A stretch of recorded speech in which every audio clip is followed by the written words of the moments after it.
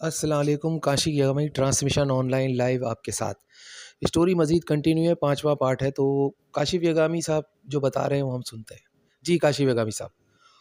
हाँ जी, मैं यही कहना चाहूँगा कि मज़ीद ये कि जो काम सुसानो इतने आराम से कर गया, यानी कि दरवाज़े बनाकर 7 दरवाज़े बनाकर फिर एक पतीले में, एक प्लेट में चावलों को पकाकर और फिर एक लड़की को वहाँ बिठाकर और फिर एक बहुत बड़े चिंपैंज़ी बदमानस के खून का छिड़काव करके ओरोची को उसी दरवाज़े पर बुलाकर फिर उसके बाद जो मामला हुआ कि ओरोची को हलाक किया गया। ये बात भी बहुत पसे पर्दा कहानी है, लेकिन ये इतनी सी बात भी नहीं है। लेकिन बहरहाल बताने का मेरा मकसद ये कि जो ये काम इतनी आसानी से ससानो देवता आसमान से उतर के उस गाँव की प्रार्थना के एवज़ में जो कर गया, ये काम इतना आसानी से कर गया। और अब उसके जाने के बाद जब बाकी के लोगों को ये काम करना पड़ रहा है, उस दरवाज़े का काम, फिर सील करने का काम और फिर उसके बाद तलवार का काम, तो ये कितना मुश्किल हो गया इंसानों के लिए। आप अंदाज़ा लगाते हैं कि सुनसानो कितना पावरफुल देवता था कि वो ये काम इतनी आसानी से ओरोची को स्ले कर गया। स्ले मतलब कि ज़बा कर गया, ज़बिया कर गया किसी ओरोची का।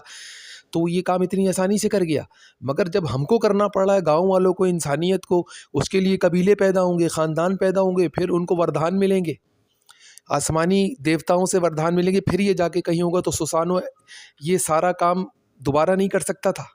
क्या उसका दोबारा उतरना मुमकिन नहीं था कि वो फिर आता, दरवाजे बनाता, फिर बुलाता, ये काम नहीं, ये काम एक ही बार हो सकता था।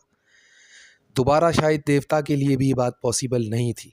आप मेरी बात समझ रहे हैं? It's just only one time. तो बताने का मेरा मकसद ये है, अब उस दरवाजे का अंदाज़ा लगाइए जिससे रोची गुजर कर स्ले हुआ है।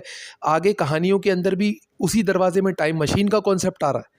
यहाँ तो साइंस भी इन्वॉल्व है, यहाँ तो वर्ल्ड्स और यूनिवर्स के राज इन्वॉल्व हैं। आप देख रहे हैं साइकी जिस तरह टाइम मशीन को आगे पीछे करके किंग ऑफ फाइटर की जो प्रॉब्लम्स क्रिएट करता है, वो चीज़ इसी दरवाजे से कनेक्टेड है। आगे भी इसी दरवाजे की ही कहानी कंटिन्यू हो रही है। वर्ष आ रहा है, वो भी अगर आसमान से उतर रहा है तो उसके हाथ में जो ग्लव्स हैं और उसके बाद जो दूसरे शून्य प्लेयर है वो भी ग्लव्स, उसके हाथों में ग्लव्स है और वो एक स्पिरिचुअल हैंड्स नज़र आते हैं।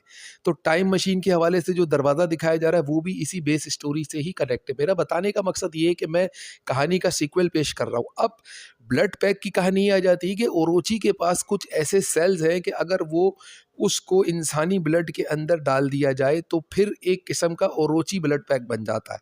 तो ये ओरोची नेशन के लिए होता है, जिसके अंदर मिसाल के तौर पे इसमें होगा ये कि इंसान राइवल हो जाएगा, अपने कबीलों का राइवल हो जाएगा, या दुश्मनी क्रिएट हो जाएगी, या इसका इस्तेमाल करके वो अपना इंतकाम या बदला लेगा।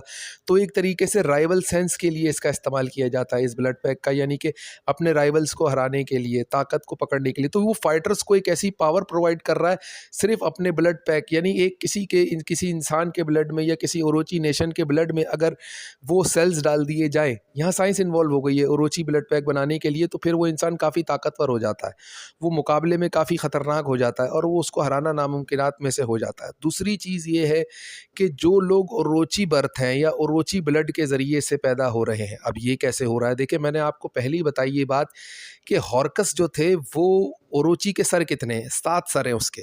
अब उसके बाद ये 7 सरों में से एक सर जो मेन हॉर्कस था जिसमें सामरी जादूगर की जान थी, वो सर स्ले हो गया। मगर इतने आराम से सुसानो देवता ने कर दिया, लेकिन बाद के आगे वाले लोगों को उसको सील करना एक वबाल बन रहा है। ये इतना आसान काम नहीं था।